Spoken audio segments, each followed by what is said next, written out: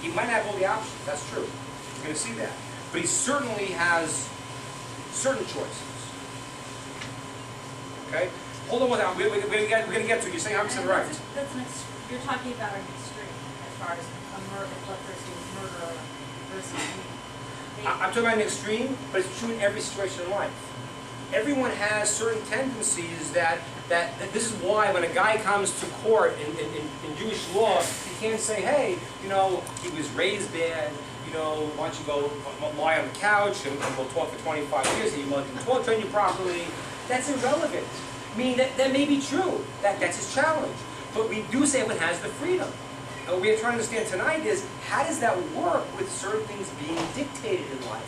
Because we all believe, whether we realize it or not, that certain things we almost say are destined. We seem to say that many times. Like, I'll ask you a question like this. People think that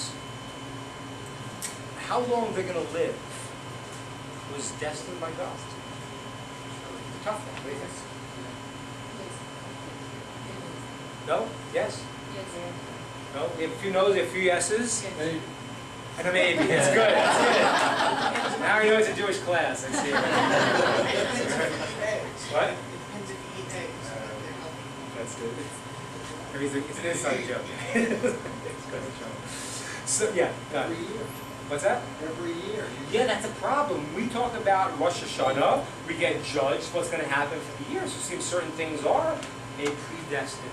You know, there is an idea that if you could study someone's DNA, you could see that they would have lived a certain amount of years. Now, of course, yes, if somebody goes and smokes cigarettes and damages themselves, so maybe all bets are off.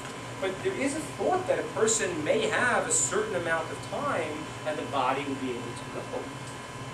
Do you think it's predetermined who you would marry? No, yeah. 40 days before conception. Okay, so you have yeses and we have no's. The yes says, quotes back there, a statement in the Talmud that there is something, there is a soulmate for a person. But some of the people say no. Why was there no's here? Because there's It depends. how many billion people in this world? If there's only one Bashir, what are the odds you're fighting them? That's a good point. Bashir means one's destined for you, which already takes the idea of Might not going be back. married to their bashir. What's that? And that's okay. They might not be married to their soulmate. Well, that's another topic. We're not going to do that one tonight. That's a whole other world. Well, let's come to the idea here. From Jewish thought, there are certain things that were possibly predestined. Your temperament, and certain things might happen to you. Sometimes you lose a job and you say, oh, maybe it was meant to be. You know, maybe I'll get a better job. But why are you saying that? Because you think that maybe something was destined. Are we not thinking over it?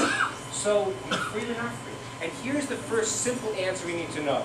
And we'll get much deeper, but first simple answer like this. Here's the difference in one sense between the Greeks and the Jews, what we said.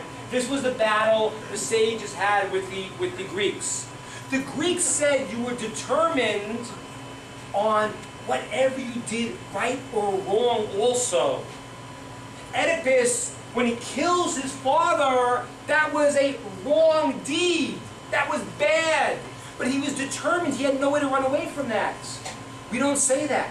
We say that even if certain things in your life are decreed, so to speak, who you're born to, what era you're born in, how much money you're born into your family, your intelligence, basically that might happen to you, but you are completely free to decide how you want to act, right or wrong, good or evil. That's in your free will. That's what we say. Okay? Okay? Now let me explain this idea more. Okay. Has anyone here heard the term mazel? Okay. So the Jewish statement, when you go and someone gets married, you say to someone that gets married, say mazel tov. What does mazel tov mean? Someone help me with that? That's what good luck. Do Jews believe in luck? No, we don't believe in luck. So what are we saying to someone? Good luck. Like, don't take any wooden nickels? Like, what does that mean? We don't believe in this. Good luck. The guy said, what does it mean? What does it mean, good luck? That's what mazel means. Mazel means like this. The word mazel does not mean luck. Here's what it means. The word mazel is from the word flow. A flow that comes down to you. Okay? What does that mean? God gives you certain tools. A certain flow comes down to you, and those are the tools that you have in life to do what? To accomplish your mission in life. In other words, the mazel you have is, you may have been born very smart, you may have been born to these parents, you may be very wealthy, you may be more, various things that happen, but none of that determines if you act righteous or not. So what do Jews believe? We say that yes, there are certain circumstances that you have in life. That's called your mazel. But once you do, that's your free will. Do you know what you're saying to someone they get married, mazel tov? You know what you're saying? You know what you're saying, really? Yes, you're saying the flow that you get, the tools that God gives this couple should be good for them to accomplish their mission. That's what you're saying when you say mazel tov. See, the mazel, the flow that you are given, the tools that you get, if it's wealth, if it's whatever it is, you know, if it's a nice apartment, a nice place to live, whatever the tools you have, they should be for good. You should use them well. That's what mazel tov means. Now here comes the question I want to ask you. Can you go and change your mazel? Let's say you got a guy, they call it a shlemiel. Shlemiel and a shlomazel, right? You got a guy and everything's going wrong. Everything doesn't fall for this guy. You know, can he go and say, hey God, can I get a new hand? Can we deal some different cards here? Yes. Could a person change their mazel? What do you think? Yes. Yes. Okay, so let me share with you a story of the top. Here's the story as follows. The story was of Rabbi Akiva. Rabbi Akiva was a great sage. And there was an astrologer who was able to see, and we'll talk about this tonight, but there's certain ideas that are true about this thing. A certain astrologer, stargazer, Rabbi Akiva, said, listen, I can see what's going to happen in the future. In the future, on the day that your daughter gets married, she's going to die. How's that for a wedding present? No. That's what it says to him. Now, Rabbi Akiva, did he get excited? He didn't get too excited. He said, we don't believe in stargazing. He just went along his own business. Okay. But he had in the back of his head, the stargazer told him, on the day that his daughter gets married, she's going to die. What happens? It's a big ceremony, and they get married, and it's happy, it's wonderful. The next morning, Rabbi Akiva comes to visit his daughter. He walks into the room. He sees something. Oh my gosh! Look at that! His daughter's there. She says, what happened? She turns around and she sees that there is a snake, okay, between the rocks of the wall. In Israel, you can see the walls in Israel, they're made of rock, of stone, with cement between them. And there was a snake that its head had come through this, between these rocks, and there was a giant hairpin stuck through the snake's head. But he said, what is that? And she had noticed it. She said, I didn't notice it. You know what happened?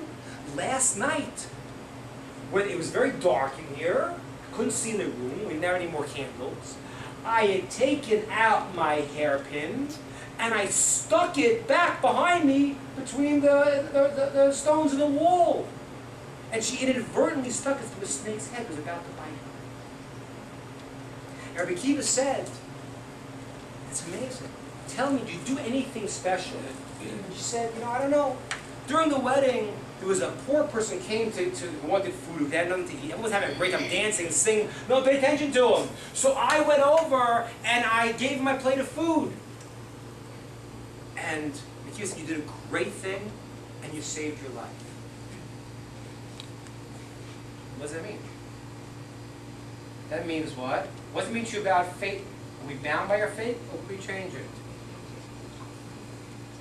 What do you think? It changes. From this story, it would seem that a person may have something that is decreed on them, a certain way that things that might happen to them, but they have the ability to change it. Okay? Now, how do you change it? How do you change it? Has anyone ever heard here, what do Jews often do? And this is a well-known thing. What do Jews often do if somebody is sick in the family? What do they do? They change the person's name. Add a name. They add a name. They do that. Now, why do Jews do that? What is the meaning of such a thing? Why, if someone is ill, do we go and change the name? What? Yes. Your change. The idea is to change their mazel. Now, let me show you how that works. How does that work? Like this. The mazel, the tool